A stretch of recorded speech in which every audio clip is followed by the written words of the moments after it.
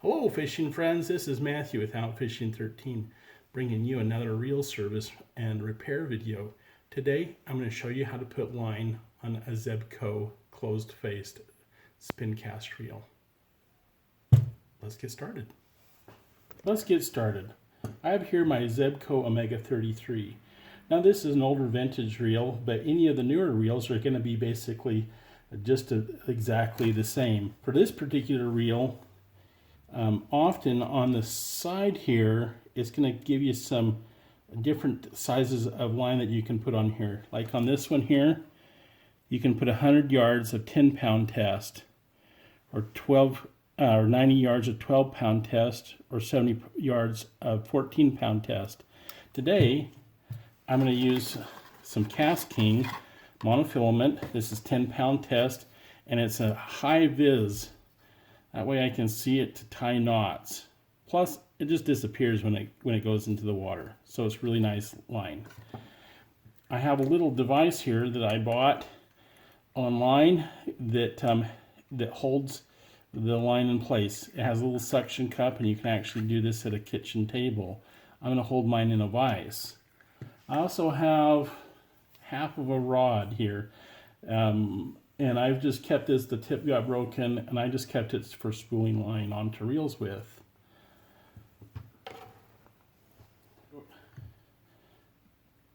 So after I've decided what line I'm going to use, I'm going to go ahead and mount this on a rod.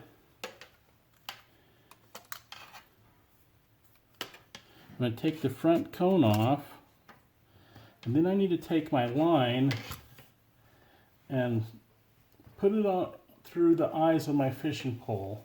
I'm just going to put it through one eye here. That's all I have is half a fishing pole. And then I need to go through the front of my cone here.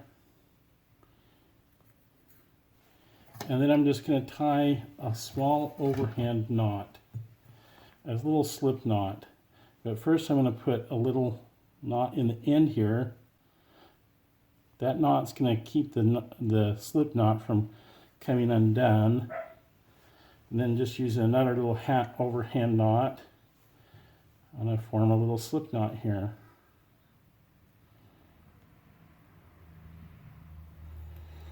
And tighten that up so the slip knot and that knot in the end engage.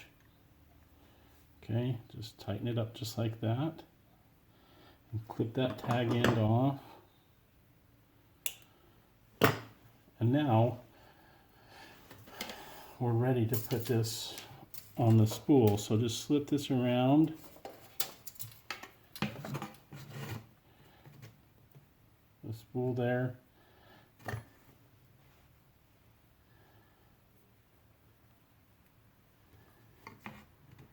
And tighten it down. Wiggle it back and forth to snug it down. Okay. Then I'm ready to put my cap back on. Okay. And we're ready to start running the line down on there. So I need to, you're going to need some way to hold this, and I've got this little device here. Hold my line in on the spool. I don't want a lot on there, just enough, and then I'm going to clamp this in my vise. With the line clamped in the vise there, I'm ready to start putting line on my reel. So one of the things that I like to do is, as I spool up the line here, I like to hold the line in my finger. That way I can give it plenty of tension. Now I can tell that with this little device here, I'm going to have plenty of tension on here. I'm going to add a little bit more with my springs. Because if you don't have enough tension on your line as it spools up, the line has slack in there, and when you hook into a fish, or when you're reeling in, or you get a snag or something like that, and you pull on your line pretty hard, all that line is going to embed itself deep down into your line, and your next cast is going to be a real failure because that line's not going to come off very smoothly. So make sure that you put enough tension on your string, your line as you're reeling it on, that it's going to be on there good and tight. So this has quite a bit of tension on there without holding on to it. But if you need to add some extra tension, just reach up there and put some on there. So to fill up this spool here, let me just address this one before we finish up here. As you're putting line on your spool, one of the things that you want to do is you don't want to fill your spool all the way full. Let's get a close-up of that here. So you can see I'm filling up the spool there, but we don't want to fill it up all the way full. What we want to do is fill it up about 1/8 of an inch from the top of the spool. And for the sake of this, I'm going to take off my spinner cone here and show you what I mean. But here's my spool here, and what I want to do is I want to fill this up so that it's about 1/8 of an inch from the top, from the edge of the spool here. If you fill it up all the way to the top there, you're going to have problems. So if you have filled yours up, take the strip off, maybe 10 or 20 yards, and get it down there so it's 1/8 of an inch below the top of the spool.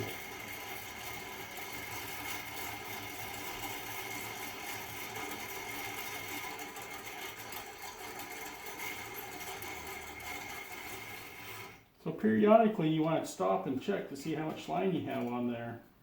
Oh, I've got a ways to go. So one of the things you can do is you can figure out how much line goes on there for each crank, and then count the number of cranks too.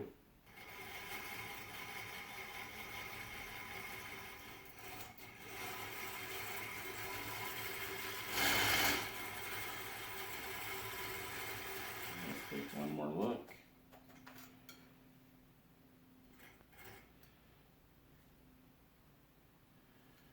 Okay.